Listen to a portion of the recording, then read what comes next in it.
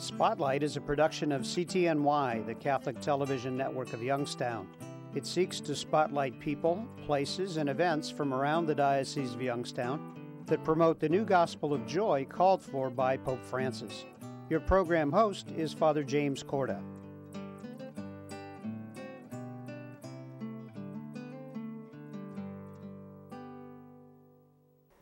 Hello and welcome to Spotlight. I'm Father Jim Korda. Today we're going to talk about Beatitude House. And joining me is Gina Pastella. Welcome to our show. Thank you, Father. It's a pleasure to be here. You're the new executive director. Is that the right title? Yes, it is. And we love Beatitude House. We love the work that you're doing. We're extremely supportive of all that you do. And so we'd like to learn more about the wonderful things that are going on there. But before we do that, we'd like to have you share with us and the folks that are with us a little bit about yourself. Okay. Well, thank you. It's very much an honor for me to be the first lay person to hold this position for the Beatitude House. I've known about the Beatitude House and sponsored it for many, many years, and so I'm excited to be a part of it. But my background spans multiple industries. I've worked both in the nonprofit and the business sectors. Most recently, I was the Executive Vice President of Operations for VEC. And then prior to that, I worked for Neo Health Force, Health Raise Alliance, and Shepherd of the Valley. I've been active in the community my entire adult life and in my entire childhood, actually. But I'm active on a couple of different boards. I'm active on the Golden String board. And what is that exactly? Golden String is a nonprofit that supports organizations Isle and Purple Cat. Oh, sure. And they take care of developmentally disabled adults. And so I'm on their board. I'm also on the Mahoning Valley College Access Program board, and I've been active in the community again my entire career. So that's just a little bit about me. Wonderful. Why is it so important to have that kind of rootedness in working and in helping the community, especially as you embark on this particular role? Well, I think it broadens your awareness of what's going on outside of your own small world. Sure. It shows you what the needs are in the community and shows you how you can help. You know, how you could bring your talents and resources to a need, a great need in the community. In fact, align with what we do. So, you know, serving those who've come from generational poverty, sometimes domestic violence situations. It just gives you that broader perspective. Yeah, and those are issues that I believe really helped to form Beatitude House, that really helped to get it started. Yes. And maybe that would be a good segue for us to have you share with us kind of a brief history of Beatitude House. Some people are very aware of it and some aren't, so please do that. Yes, Sister Margaret Sheets, she's the person who really was the visionary for Beatitude House. She was inspired by a movie that she saw called Bless the Child, and this was about a mother who was forced to give up her child due to her circumstances. And from that movie, that really sparked this desire in Sister Margaret, and many others then began to support her. Our very first Beatitude House location is on the north side of Youngstown. We had a Tudor house donated to us, and then from there, you know, back in 1991 to the present time, we went from having 4 units to now having 76 units across 3 counties. So obviously, her mission was an important one. The vision was an important one because it continues to grow to this day. And we're going to talk probably later on in our show about the future growth of Beatitude House, but why has it been important to expand the ministry and the mission of Beatitude House and not just stay small and in one spot? Well, it's amazing. You know, you bring people in that need your services, and shortly after those folks come in, they have friends and family members who also can use your services. So it just shows you that initial group of people is not all that's in need. And so once we were well established here in Mahoning County, we obviously are so well connected and in such close proximity to the surrounding area. So Trumbull County obviously has a large need as well. And so we were able to open the facility there. And then Ashtabula, there are some folks in Ashtabula that knew about Beatitude House here in Youngstown and sought out the Ursulines to see how they may get something started out there. And so we have a great facility there. I was actually just there visiting yesterday, and we serve a large population in that part of the state. So. Good. Let's talk about the clientele, the people that you actually serve. We know it's women and children. What kind of women, what type of women, what children? Put a face to it if you could. Yeah. So the women and children that come to us, they are at the level of poverty, which is below 35% of the median income in our area. We do at times now serve single families sometimes, but it's mostly women and children. Okay. Over 50% of the families who come to us have fled some type of domestic violence situation. So their level of care is greater. So what we do at Beatitude House, we take over where the shelters leave off. So we are able to provide longer term care, more support over a longer period of time. It's trauma-informed care. Our staff's trained in motivational interviewing, trauma-informed techniques and processes to help our families. So there's a wide variety of support services that we do provide. I remember once talking, and I don't remember if it was Sister Janet or Sister Patricia in the whole discussion of Beatitude House, but I remember them telling stories about the children, about how excited they were that they had their own bed, yes, or they had this or that. I mean, it's hard for us who are so blessed to really comprehend the need that's there. Talk about the need that's there, and why is this need there in the first place, and is it getting bigger? Yes. And you're exactly right. The small things that we take for granted, we don't understand what other families go through. And so again, the families that come to us, it's unique for them to have their own place, their own apartment with their own bedrooms, as you mentioned. I have 2 children, and when they were small, we had a little routine that we went through every night to put them to bed. And many of these children have never experienced that. To have their own bed, they had to have their own stuffed animals, their own books to read, to have a bedtime, to have all of that. It's just something they hadn't experienced before they came to us for many of them. And so those are things you and I take for granted, but once we see how much the need is, we just want to do everything we can to expand the services that we can provide. We're down to the last minute, really, of our first segment, but we want to talk, I believe, in the next segment about something you mentioned, that's generational poverty. That's something that, again, many of us who are so blessed don't quite understand that, don't grasp the concept of it, but it's something that once we're aware of it, then we understand that this is something that's been going on for a long time in people's lives. Yes. And so we're going to talk about that in a moment, but I think we're going to just take a quick break. So stay with us. We'll be right back. Their numbers are growing more and more than a year ago, more than a decade ago.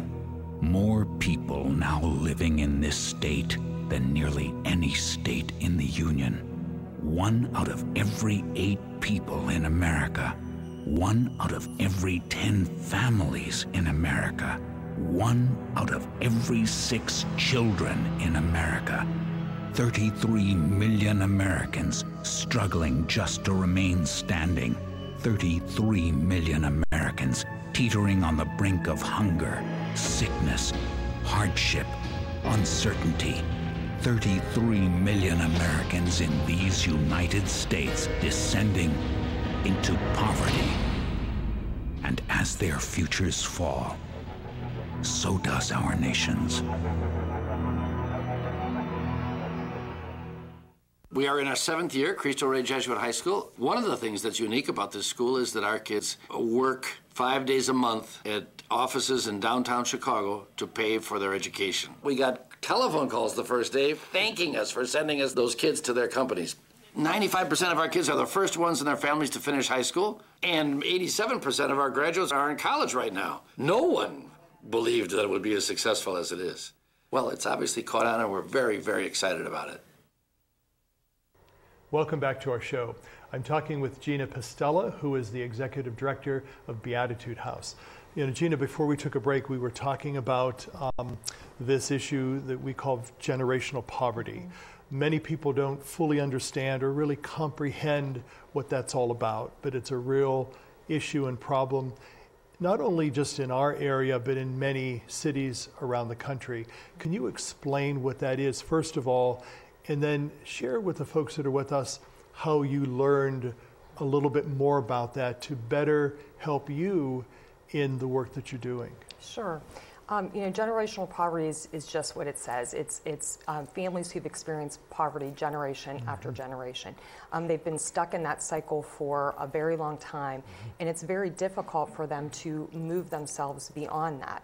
I had the fortunate experience several years ago to go through the Bridges Out of Poverty training. That's when I was working in healthcare and represented area employers. And at that time, I really thought I understood what poverty was about. I thought I had a lot of empathy for what people from poverty were going through. Sure. But I learned that I really had a lot to learn.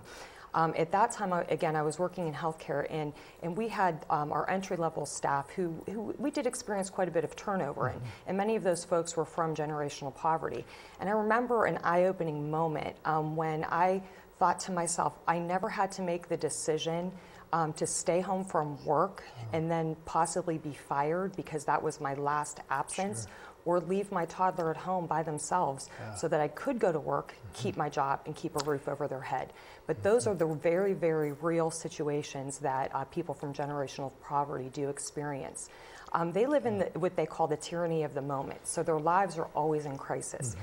They're managing crisis after crisis, and they don't have the opportunity to put those footsteps forward. We were just talking today, I met with some of our staff at one of our Youngstown locations, and they were talking about helping some of the women keep appointments. And even something as simple as that, if you keep the appointments for a job interview or for accessing resources or for housing, then you're, again, taking steps forward. But many of them just don't have that structure in their lives. They've never learned to develop that structure because they can't. And so when we get the opportunity to work with these families for longer periods of time, we can help them establish those routines. So then once they leave us, they're able to maintain those routines, take those steps forward so that they can actually change their lives. So it's almost like things that we take for granted and do as if it's the back of our hand. Many people were never taught this and it's to no discredit to themselves. No. It's just that it wasn't something that was part of their makeup. Right. And doing that, isn't it more, and I want to not use that word enabling, but the word empowering. Is that a better word to use? Oh, absolutely. And how does that work?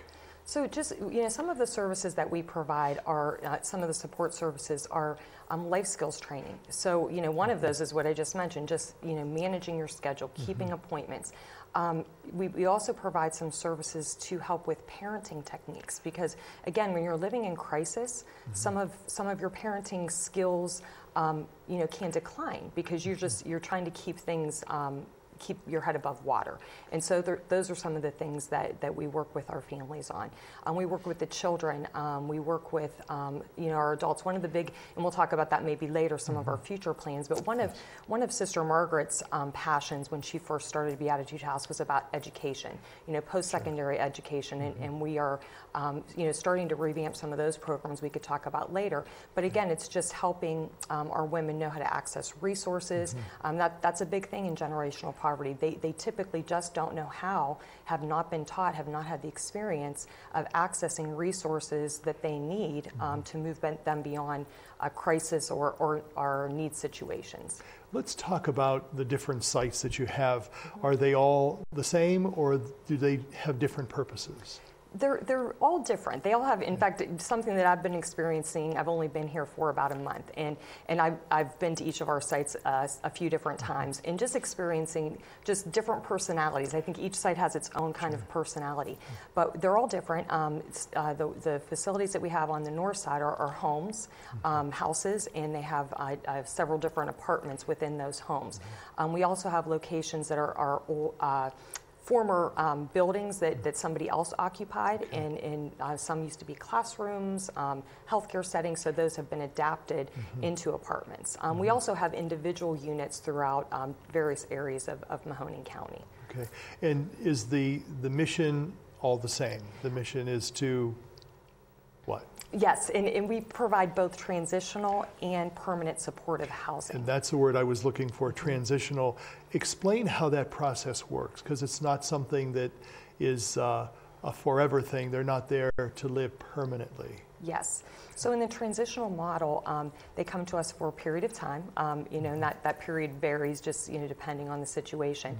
But during that time, we try to provide as many services as we possibly can, so that when they are ready to leave and they have the ability to access a more permanent housing situation, they are very prepared for that, and hopefully able to maintain that situation, both employment-wise, housing-wise, taking care of their children, and so forth. So it's exactly what it says, transitional housing, yes. Let's say that in our last few minutes of our middle segment, let's say that some of the clients are really not prepared to move on. Do you give additional assistance, additional education to make sure that when they go out into the real world that they are prepared? Yeah, we do as much as we possibly can, and if there's some type of, we have great partners also in the community, so if there's something that we are just not equipped to provide, we collaborate with so many different wonderful agencies and partners. So if they are moving on and we know that they do need some additional support services that we can no longer provide, we again make sure that they are well connected and have those relationships formed before they move on. Good. We are going to talk in our final segment, I think, about some of the future plans that you have, because you do a wonderful job of building on what's already there. And so we want to hear about those. The other thing that I'd like to talk about perhaps when we get back is that whole educational component, because the Ursulines, that's one of their charism. And so it's important that as their foundress really began her order with the education of young girls, that continues, especially in the spirit of Beatitude House. So we're going to talk about that in a moment, but take a quick break. Stay with us. We'll be right back.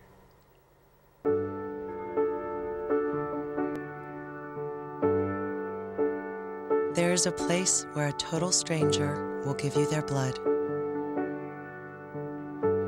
There is a place where someone you never knew will save your child from drowning.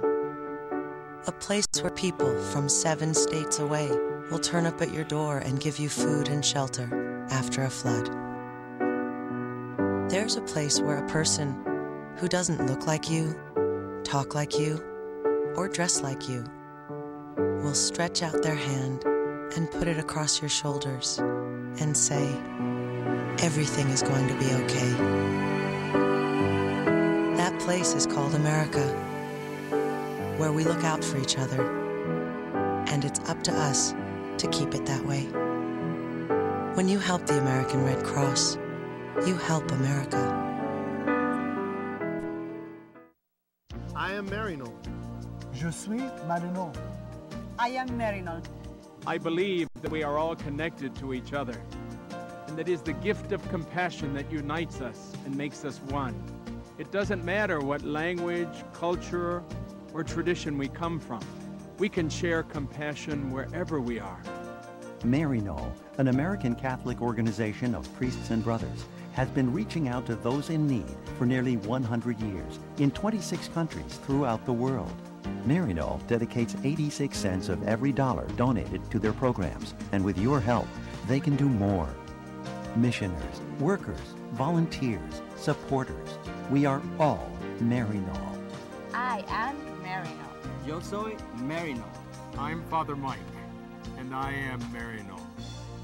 I am Marino. I am Marino. I am Marino. I am Marino. I am Marino.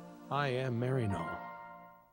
Well, I've been volunteering for 18, almost 20 years for volunteer chore service for community, Catholic community services. What I do is help the elderly in their homes so that they can stay in their homes. I do work from shopping to housework to yard work. Most of the people I see don't really have a lot of family, so then I become almost like their family. I think a lot of times the elderly in our society are forgotten, and that's unfortunate because they're a really important part of our community because they have so much wisdom to share. Doing this type of work is very rewarding. You can't put it into words because I learn so much from these people, and you learn stuff about yourself too.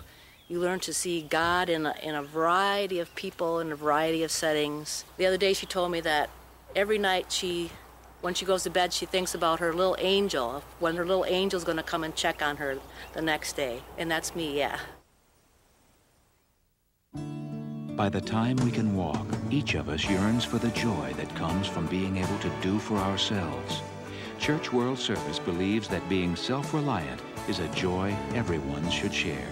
So around the block or around the world, share the joy. Church World Service. Welcome back to our show. I'm talking with Gina Pastella, the Executive Director of Beatitude House.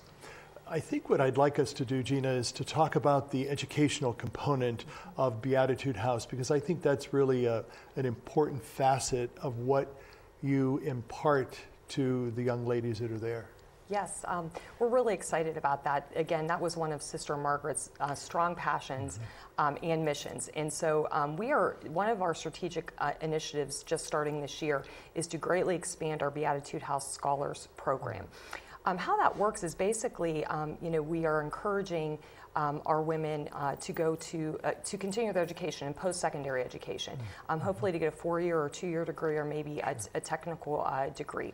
And what we are providing is support. So things like again, little crises and little barriers can prohibit somebody from succeeding when they otherwise could. So we provide some support resources such as gas cards and gift cards for food and clothing and things of that nature. But one of the largest success components of the Scholars Program is our mentors. We have had several different mentors. We're finding that people that have come, maybe retired college professors or educators of some sort, are really helping our students. First generation college students, it's a difficult thing. Sure. I mean, even when you have some experience, I have a son who's finishing his freshman year in college, and even for someone who has some experience, it's difficult to navigate. So just helping our students, our clients access resources, knowing where to go on campus to find things out, knowing what classes to take, what classes to drop, how to access tutoring services. Those are the kinds of things that we have experienced really lead to success, and that's what we're expanding our program to do at this point. Wonderful. Let's talk about the wonderful people that help you, the volunteers, the staff, because no one could do these wonderful services by themselves. So let's talk about the volunteers and the staff that you have, and if anyone's interested in getting involved in Beatitude House, please share with them what they can do. Sure. We do. We have an amazing staff. Thank you for mentioning that. They're just so dedicated, and they love our families, and they do just really great work that makes such a great impact. So our case managers, our administrative staff, our directors, our people within our administrative offices, they're all excellent and do a wonderful job. But we do have a great group of volunteers as well. We always have people who call us and are looking for ways to volunteer. So some of the things that have really been helpful, we have people that help transition apartments. So as families move out and we need to prepare for new families to move in, setting up the apartments.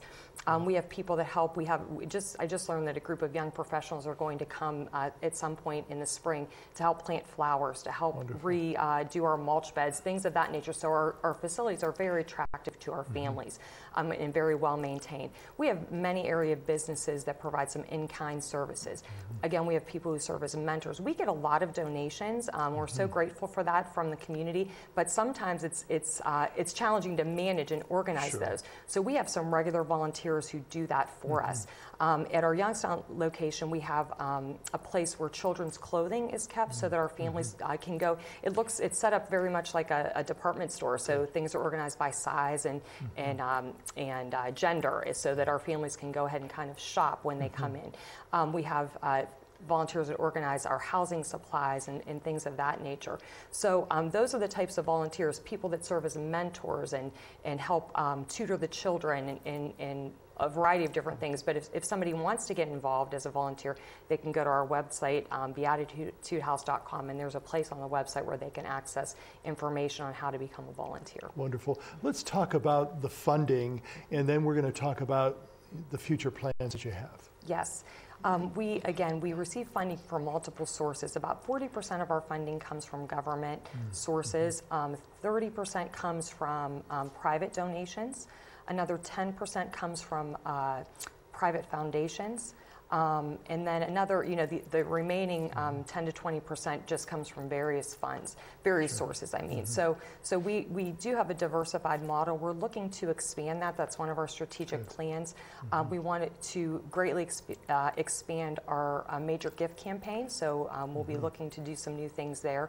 We're looking to start to attract some new partners. We've been so well supported in our community, and we're so very grateful for that. And now we're looking to add the next generation of Beatitude House partners and supporters. So we're looking for ways to communicate to that next generation and see how they might want to get involved. And tell us about what the future holds for Beatitude House.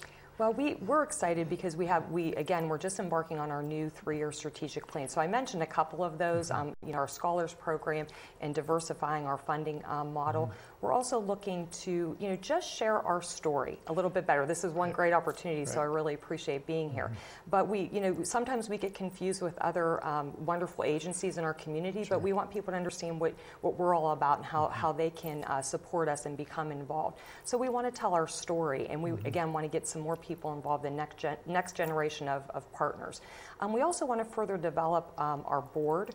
We have, again, a tremendous board of very committed professionals from our community, and they've been a great support to me. But as we're looking to fill new board slots, just looking at, what are the experiences and skill sets that we need. We're planning a board educational program later this summer just to, do some more orientation education for them. We're looking at a lot of staff training and development. I'm a trainer and coach by trade, and so starting in 2018, it's one of my goals that I haven't even really shared with anybody else yet, but just to put in some more formal training programs for our staff. They do receive a lot of training, but just some things in leadership, communication skills, and those kinds of things. So we're looking forward to that. And then our volunteers, just to create a better volunteer training program and just a more robust volunteer program. How can we best utilize the resources that are available to us to match up with the things that we need? Yeah. Well, Gina Pastella, it's been a pleasure to have you on the show today. We, as I had mentioned in the beginning, love the work of Beatitude House. We think it's very noteworthy that we celebrate that we highlight that, but also that we give thanks that ministry and mission of the Ursuline Sisters with their many partners is continuing, and you're doing a wonderful job to make sure that mission and goals and objective continue well into the future. Would be nice down the road if we didn't need these types of services, but in the meantime, it's wonderful that we're able to provide that, and we thank you for doing that and for sharing your story with us. Thank you very much for having me. Thank you for your support. Thank you. And please give the website one more time. Yes, it's www.beatitudehouse.com. Thank you, Gina, very much. Thank you. And thank you for being with us. Have a good day, and God be with you.